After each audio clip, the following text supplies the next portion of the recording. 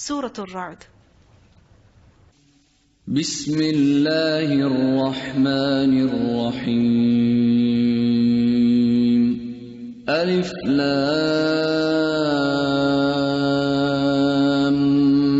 Mim Ra. Tilka ayatul kitab والذي أنزل إليك من ربك الحق ولكن أكثر الناس لا يؤمنون الله الذي رفع السماوات بغير عمد ترونها ثم استوى على العرش وسخر الشمس والقمر كل يجري لأجل مسمى يدبر الأمر يفصل الآيات لعلكم بلقاء ربكم توقنون. Bismillahir Rahmanir Rahim. In the name of Allah, the entirely merciful, the especially merciful. Alif Lam Mim Ra. These are the verses of the book. And what has been revealed to you from your Lord is the truth. But most of the people do not believe. It is Allah who has set up the heavens without pillars that you can see. Then He established Himself above the throne and made subject the sun and the moon. He subjected the sun and the moon, each running its course for a specified term. He arranges each matter. He details the signs that you may, of the meeting with your Lord, be certain. Allah is the one who is managing the affairs of this entire universe. He has subjected the sun, the moon, each is going on its course. Yudabbirul amr. He manages the affairs. The affairs of who? Of who? Of everything? Everyone. What about your life? What about your health? Allah manages that. Allah has full control over it. And the story of Yusuf a.s. is a perfect example of that. That if something happens in your life, it can only happen by Allah's will. And if you are suffering from something, only Allah can remove it from you. And if some good Allah has decreed for you, no one can take it away from you. Not those who throw you in a well, not those who put you in a prison, not those who accuse you falsely. Nobody can take away some good that Allah has decreed for you. Allah is the one who has full control over the affairs of this entire universe. In fact, He is the one who, when He wills, then something happens. Without His will, nothing happens. And it is He who has spread the earth and placed therein firmly set mountains and rivers. And from all of the fruits He made therein two mates. He causes the night to cover the day. Indeed, in that are signs for people who give thought. So look at the creation and think. If Allah is managing these mountains and these trees. Somebody once told me that they went on this huge ice field. Alright? And next to that ice field were massive mountains. And she said when she was standing there, she walked really far on that ice field, and then there's massive mountain. She said, I felt myself so small. So small. And then she said, I realized that if Allah controls these mountains, if Allah has created, He is looking after the affairs of this massive creation, then what I want from Allah is not difficult for Him to give. If He can create these massive mountains, can He not give me the little that I want? He can.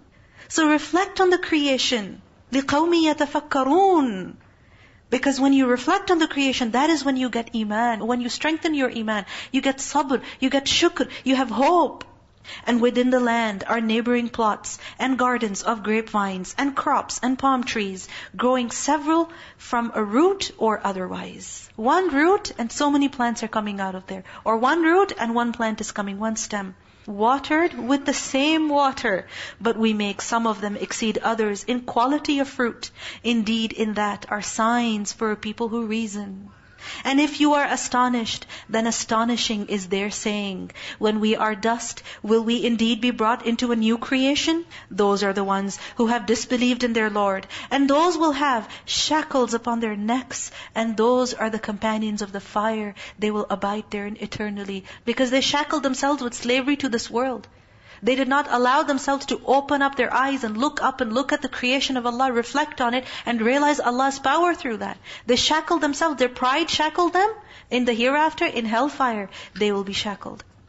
And they impatiently urge you to bring about evil before good, while there has already occurred before them similar punishments to what they demand. And indeed your Lord is full of forgiveness for the people, despite their wrongdoing. And indeed your Lord is severe in penalty. And those who disbelieve say, why has a sign not been sent down to him from his Lord? You are only a warner, and for every people is a guide. Allah knows what every female carries. Even the female doesn't know what she's carrying. Allah knows. And what the wombs lose prematurely or exceed. And everything with Him is by due measure. This grief also, this pain also which is in the heart is only there for a certain time. This burden, this difficulty, this trial is temporary. There will be faraj. There will be an opening. There will be an end to this. Because for everything is a decree. He is the knower of the unseen. Alimul ghaybi wa shahada. Al-kabirul muta'al. The knower of the unseen and the witnessed. The grand, the exalted. He is the exalted. And remember, the highest status, the highest rank, the highest position is of Allah. And no one is above Him. He is muta'al. The Prophet ﷺ said, the most beloved speech to Allah is when the servant says, Subhanaka Allahumma wa bihamdika wa tabaraka asmuka wa ta'ala jadduka wa la ilaha ghayruk. Ta'ala jadduka. Exalted is your might. You are the exalted. So when a servant says this is the most beloved speech to Allah. But how do we say this? If we say it in our prayers, how do we say it? Without even thinking. Can you imagine when you say this? This is the most beloved speech of yours near Allah. The most beloved speech of yours near Allah is these words. But how do we say them? Without even thinking. It is the same to him concerning you, whether one conceals his speech or one publicizes it, and whether one is hidden by night or conspicuous among others by day. For each one are successive angels before and behind him who protect him by the decree of Allah. With each and every one of us, angels protecting by Allah's decree. Indeed, Allah will not change the condition of a people until they change what is in themselves. Because we wonder sometimes that if there's angels protecting us and we have also said our du'as, then how come I'm in pain? How come I'm suffering? Why? Because it's our fault. We did not change our actions. Like a person could say, I said Bismillah before I ate burning hot food. And if the angels are supposed to protect me, then why did my tongue burn? Well, you did not change your behavior. You shouldn't have put that hot food in your mouth. Allah does not change the state of a people until they change what is in themselves. We have to change our condition ourselves. We have to take a step towards that change. And when we will take that step, then Allah will facilitate that change. We don't lift a finger. We don't move at all. And we just hope that Allah will do everything for us. Yes, Allah can do everything for us, but He doesn't force things on people. They have to be willing to change their condition also. And when Allah intends for a people ill, there is no repelling it. And there is not for them besides Him any protector. It is He who shows you lightning, causing fear and aspiration, and generates the heavy clouds. Allah sends the heavy clouds. And the thunder exalts Allah with praise of Him. And the angels as well from fear of Him. The angels, they do tasbih of Allah. How? Why? Out of fear of Allah. So do we need to fear Allah and exalt Him and praise Him also? And He sends thunderbolts and strikes therewith whom He wills, while they dispute about Allah. And Allah is severe in assault. Meaning if a servant does not fear Him, and he continues in his wrong, then when Allah will punish, that punishment will be severe. We see over here in this ayah, Ra'd is mentioned. Ra'd is thunder. And from hadith we also see that Ra'd is the name of an angel. An authentic hadith in As-Silsilatul Ahadithu Sahiha, we learned that once the Prophet ﷺ said that Ra'd is the angel from among the angels, responsible over the clouds. In his hand is a sword or a whip of fire, by which he drives the clouds wherever Allah wills. This is Ar-Ra'd. And this Ra'd, يُسَبِّحُ الرَّعْدُ بِحَمْدِهِ. Such a mighty angel, taking the clouds, driving the clouds. And what does that angel do? يُسَبِّحُ الرَّعْدُ بِحَمْدِهِ. Even he praises Allah. وَالْمَلَائِكَةُ مِنْ خِيفَتِهِ. And the rest of the angels, when they hear the thunder, when they see the lightning, when they see the clouds approaching, and when they see all these great things happening in Allah's dominion, what do? They also glorify Allah out of His fear. The question is, how much do I do tasbih and tahmeed of my Lord? And especially when there's thunder, there's a dua that we should say.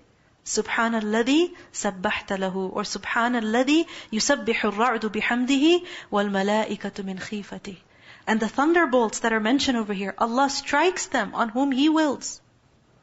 Why? As a punishment. While they are arguing about Allah. We learn that Anas radiallahu anhu reported that the Prophet ﷺ sent a man from his companions to one of the leaders of the mushrikeen in order to call him to worship Allah alone.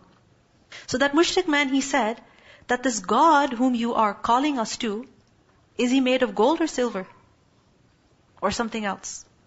And the companion was like, he's not made of gold or silver or anything else. He's Allah. He's the creator of gold and silver. But the man insisted.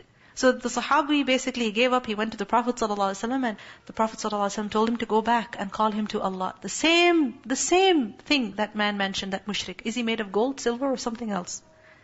This was like mockery. Because near them, the most precious thing was gold and silver. So if the God that you're calling me to is not made of gold and silver, I have no interest. Right? This was the message. He was ridiculing Allah subhanahu wa ta'ala. And what happened? The Sahabi, for a number of times he had to go back to this man. When he went there, he saw that that man had been struck with a sa'iqah, with a thunderbolt, destroyed completely. So a person must be very careful when saying anything about Allah that is not appropriate. Saying anything about Allah which is not appropriate. Sometimes jokes are made about God. And we say, oh God, this is other people's God. God is God. Unless, of course, it's an idol. But even that, Allah has told us not to do that. Why? Because if you make fun of their gods, they will make fun of Allah subhanahu wa ta'ala. Lahu da'watul haqq. To Him alone is the supplication of truth. And those they call upon besides Him do not respond to them with a thing, except as one who stretches his hands toward water from afar, calling it to reach his mouth. But it will not reach it. If you're thirsty, and you just extend your hand out and you say, water, come here water. Will water ever come? No. Or if your palm is open and you take some water in your hand and you try to drink like that, by the time your hand reaches the mouth, what will happen? All the water will fall. Why is it that children find it so difficult to rinse their mouth with their hands? They need a cup. Why? Because they don't know how to keep water in their hand. So if it's an open palm, the water will never reach the mouth. And the supplication of the disbelievers is not but an error. Meaning those who call upon other than Allah, their effort is like this. It's as if a person is just asking water to come to it. Will it ever come? No. Water is makhluq, right? It does not have a will of its own. It cannot help us by its own will. It's a means. It's a creation that Allah has created for our benefit. So we don't worship water. We use it. We don't get overly attached to it. We don't depend on it. We depend on who? Allah, knowing that Allah has created this water for us. So calling upon other than Allah, this is a useless effort. It doesn't bring any benefit to a person. And to Allah prostrates whoever is within the heavens and the earth, willingly or by compulsion, and their shadows as well in the mornings and the afternoons. So when you go out, it's sunny, it's hot, look at the shadow. Look at the shadow and think, my shadow is lying down for Allah. Lying down. And what am I doing? Do I also prostrate to Allah? Literally, meaning physically, the physical prostration. And also, do I humble myself before Allah? Do I also just surrender before Allah? Everything surrenders to Allah. And if my shadow is prostrating to Allah, why shouldn't I prostrate to Allah? And when we do prostrate to Allah, how is it that we should prostrate properly? On 7 bones. On 7 bones. The Prophet ﷺ said, when a person prostrates, he prostrates on 7 parts of the body. His face, and that means his forehead and nose, both should be touching the floor. His hands, so that means our palms should be touching the floor. Not that we have rested our hands in a cup form so that just the fingertips are touching and the end of the hand is touching, the wrist is touching. No, the entire hand, both the hands. And his knees, the knees should also be touching the floor. And the feet should also be touching the floor. Because sometimes either we rest our feet and lift up our knee a little bit in sujood, or we lift up our toes a little bit. No, all 7 bones. This is proper sajda. This is proper sajda. Say, who is Lord of the heavens and the earth? Say, Allah. Say, have you then taken besides Him allies, not possessing even for themselves any benefit or any harm? Say, is the blind equivalent to the seeing, or is darkness equivalent to light? Or have they attributed to Allah partners who created like His creation, so that the creation of each seemed similar to them? Say, Allah is the creator of all things, and He is the one, the prevailing. He sends down water from the sky, rain, and valleys flow according to their capacity. Each takes according to his or her capacity. Ramadan has come with its blessings. Each will only take what he wants to take. Likewise, Allah has sent the Qur'an. Each will only take as much as he is interested in. And this is general. Good, Allah subhanahu wa ta'ala has spread it. How much is it that we take? According to our capacity. And our capacity is according to our desire, our want. How much of this do I want? You know, it's like when you go to a store, you have a whole cart. It's up to you. You can fill it to the top, or you can come out empty. With that cart completely empty. It's up to you. So likewise, Allah sends down rain from the sky. Valleys flow according to their capacity. And the torrent carries a rising foam, meaning as the water flows, then there is foam, scum that rises to the surface of the water. You know, when a person seeks ilm, when a person thinks about amal, when a person goes out in the way of Allah, then trials come, then difficulties come. Just like when you put meat in water and you boil it, what will rise to the surface? Foam. Anything that is boiled, even rice when you're boiling it, is there any foam that comes to the surface? Right?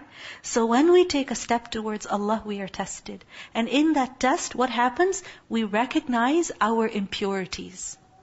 Because what happens is that in normal circumstances, those impurities are blended. But then when we're put in hot water, then what happens? The impurities are separated. Now it is up to us. Do we get rid of those impurities? Like for example, these days when you are fasting, you're tired, you're hungry, you see really what your sabr is like. You identify your impurities, you see them. Now it's up to us. Do we make an effort to get rid of them? Or do we just go back to the way we were before? Reabsorb those impurities, or let them sit and putrefy and get worse. Anything, when it's boiled, when it's heated, the scum rises to the top. And from that ore, which they heat in the fire, desiring adornments and utensils, is a foam like it. Meaning even when gold, something so precious, even when that is heated, there will rise scum from it as well. So, la tuzakku anfusakum. Don't claim to be pure. Each person has deficiencies and impurities. And when Allah puts us through trials, it is for our own good. Thus Allah presents the example of truth and falsehood. As for the foam, it vanishes, being cast off. And as for that which benefits the people, it remains on the earth. It remains on the earth. And this is also a very important lesson that we learn from this example. That foam, what happens to it? It just rises to the surface. Weightless things or garbage, it just rises to the surface. And as the water moves forward, what happens to this garbage? It gets left behind on the side. It's thrown off. Likewise, people who do not bring much value to others, they do not have stability in the earth. They cannot last very long. But people who bring value to others, who are productive, who are helpful, then what happens? وَأَمَّا مَا يَنْفَعُ النَّاسِ فَيَمْكُثُ فِي الْأَرْضِ. When you have the meat boiling in the water, and then you have the scum at the top, what do you keep? The meat or the scum? Many times it happens that you take off the foam, right? You take it off, but then do you put it back in the food? Do you eat that? No, you throw it away. It's garbage. So we need to see where I live, the people that I am in, what am I to them? Am I valuable? Am I the gold? Am I the meat? Or am I the foam, the garbage, which has to be discarded? Thus does Allah present examples. For those who have responded to their Lord is the best reward. But those who did not respond to Him, if they had all that is in the earth entirely and the like of it with it, they would attempt to ransom themselves thereby. Those will have the worst account, and their refuge is hell, and wretched is a resting place. You see, Yusuf a.s., wasn't he beneficial wherever he was? Wherever he was. Even when he was picked up by the caravan, at least they made some money by selling him. And then when he was as a slave, he worked hard. In the prison, he's helping, he's a muhsin.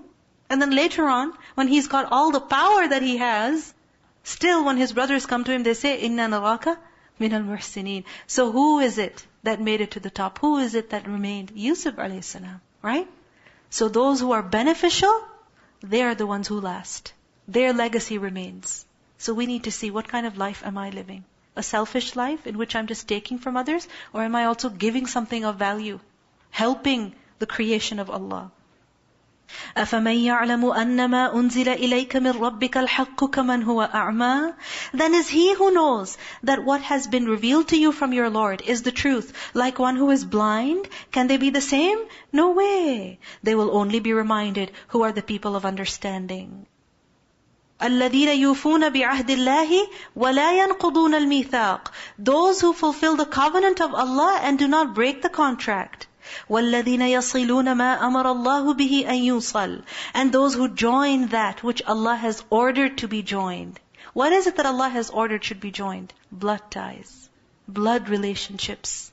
So those who maintain these ties, وَيَخْشَوْنَ رَبَّهُمْ, and they fear their Lord, وَيَخَافُونَ سُوءَ الْحِسَابِ, and they are afraid of the evil of their account, وَالَّذِينَ صَبَرُوا ابْتِغَاءَ وَجْهِ رَبِّهِمْ, and those who are patient, seeking the countenance of their Lord, they establish prayer, they spend out of what we have provided them, secretly and openly, and they avert evil with good. أُولَٰئِكَ لَهُمْ عُقْبَى الدَّارِ. For them is the good consequence of the home of the hereafter. Meaning they will have Jannah. All of this seems so beautiful. But we need to see, how much is it that we are doing?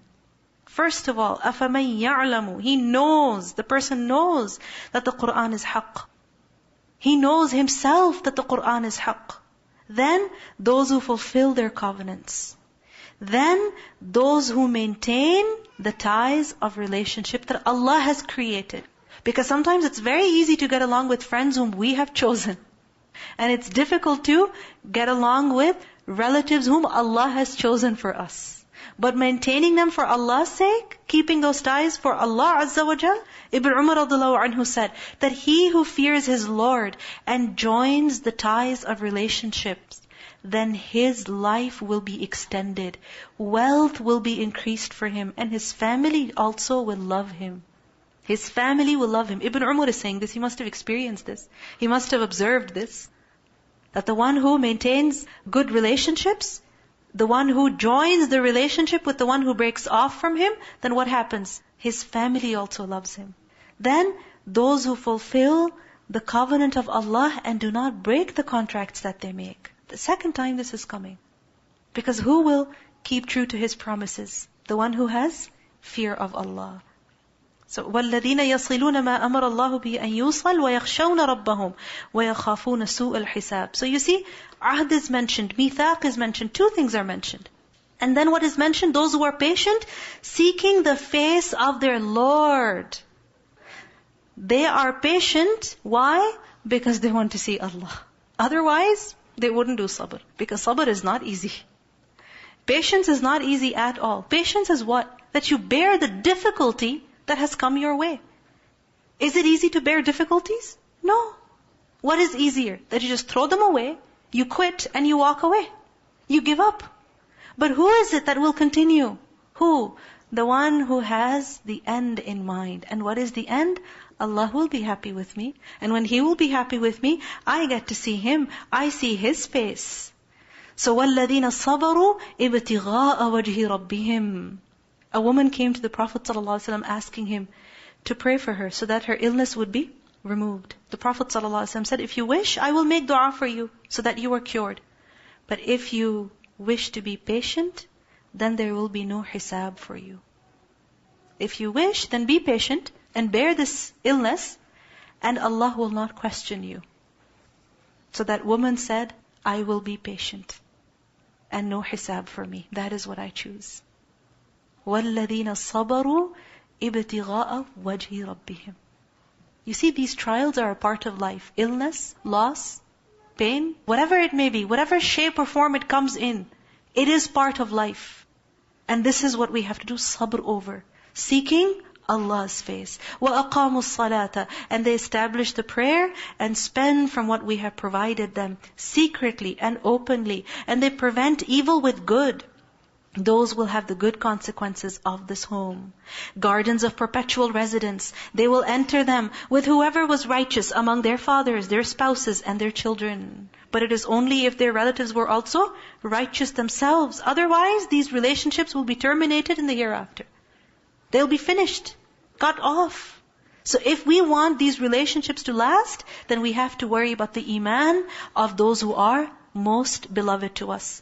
And the angels will enter upon them from every gate, saying, Salamun alaykum bima sabartum. Peace be upon you for what you patiently endured.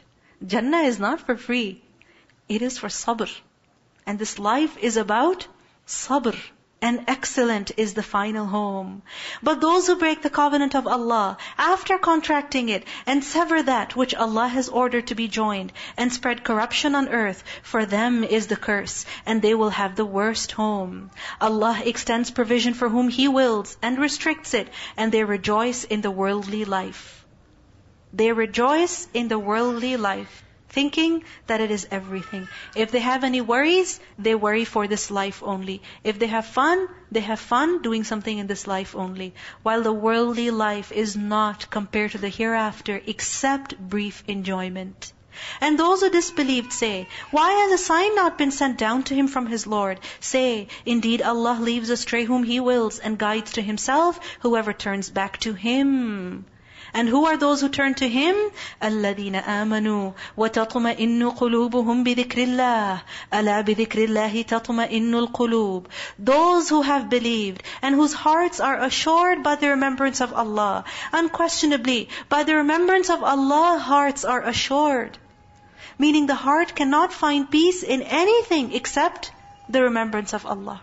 Except the remembrance of Allah. And without iman, dhikr also does not help. It cannot help. So the way of finding peace is what? Believing in the one who made you and remembering the one who made you. This is the only way of finding peace in life. Because this life is full of hardships. It's full of trials. It's full of things that go against our desires. Every day we experience this. How do you stay calm? How do you stay at peace?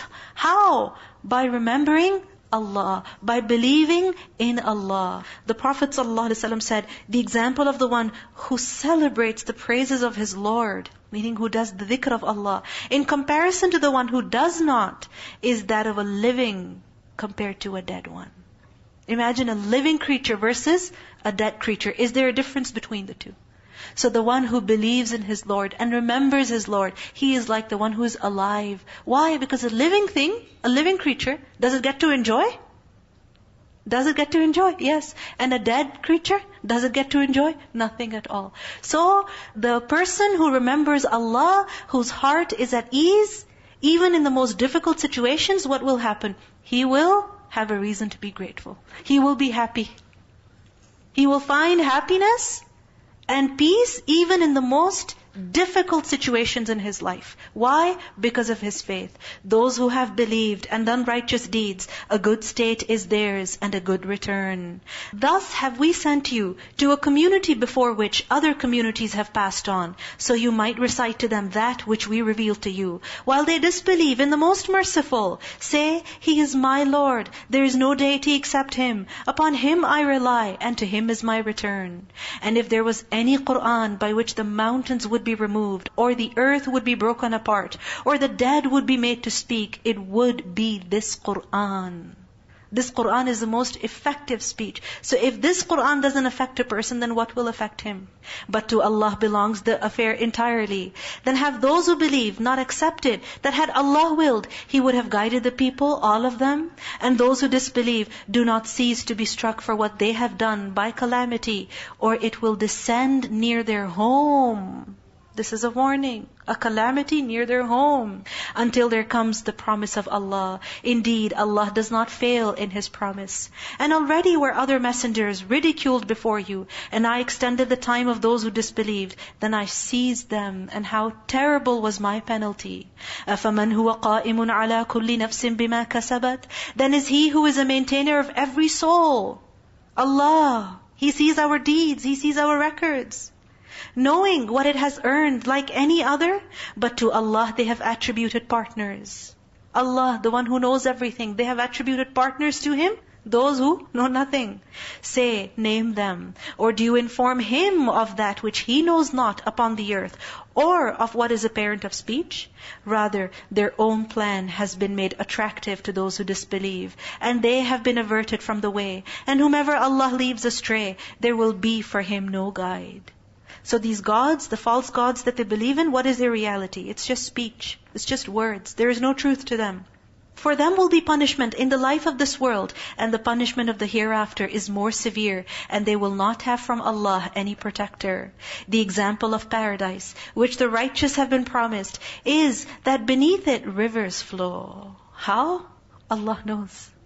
It's something that we cannot even imagine here. Houses, Jannah, beneath which rivers flow.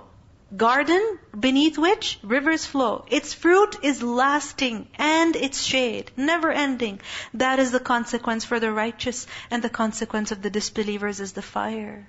What do we see in this ayah? That the fruits of Jannah are eternal. Once the Prophet ﷺ was praying salah, and in his salah, he was made to see many things. And after the salah, he said, I was shown Jannah, and I wanted to have a bunch of fruit from it. I wanted to just reach my hand out and take a bunch of fruit from it. Had I taken it, you would have eaten from it as long as the world remains. Endless. Never ending. What happens in this world? Every other day you have to go for groceries. You think before Ramadan, get the kitchen ready. And now you see you're running out of something that you need. Right? So this is a sad reality of this world.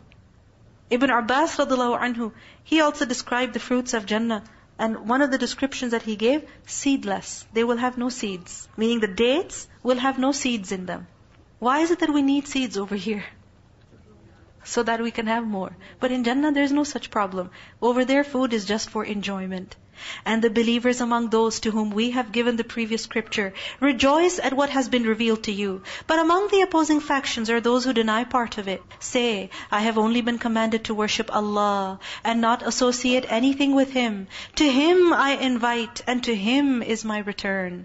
And thus we have revealed it as an Arabic legislation. And if you should follow their inclinations after what has come to you of knowledge, you would not have against Allah any ally or any protector. And we have certainly sent messengers before you, and assigned to them wives and descendants. And it was not for a messenger to come with a sign, except by permission of Allah. For every term is a decree. Allah eliminates what He wills or confirms, and with Him is the mother of the book. Meaning Allah has everything written. Whatever He wants, He can have it changed. It's up to Him, because ultimately He is the master. And whether we show you part of what we promised them, or take you in death, upon you is only the duty of notification, and upon us is the account. Have they not seen that we set upon the land, reducing it from its borders? Do they not see that we are reducing the earth? Earlier I mentioned to you the hadith in which we learned the Prophet ﷺ said that the example of this life is like that of a pond of water. from which animals and people have been drinking. And with time, that water has been reducing. And now, what is left of it? Just a little bit of murky, dirty water. That is left of it. So we see that this dunya is literally, physically also, it is shrinking. In the Qur'an also Allah says, do they not see it? That we are reducing it from its borders? And Allah decides, there is no adjuster of His decision. And He is swift in account. And those before them had plotted. But to Allah belongs the plan entirely. This is something we need to remember. وَقَدْ مَكَرَ الَّذِينَ مِنْ قَبْلِهِمْ فَلِلَّهِ الْمَكْرُ جَمِيعًا. The entire plan belongs to Allah, meaning He still has control over it. He knows what every soul earns, and the disbelievers will know for whom is the final home. And those who have disbelieved say, لَسْتَ مُرْسَلًا, you are not a messenger.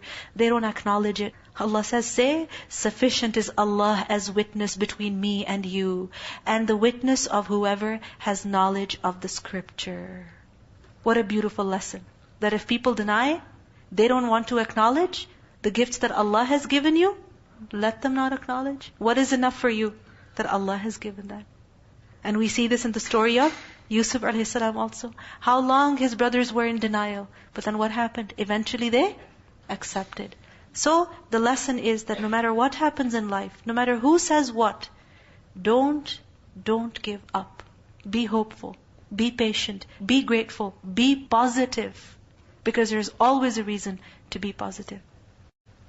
Surah Al-Ra'd. بسم الله الرحمن الرحيم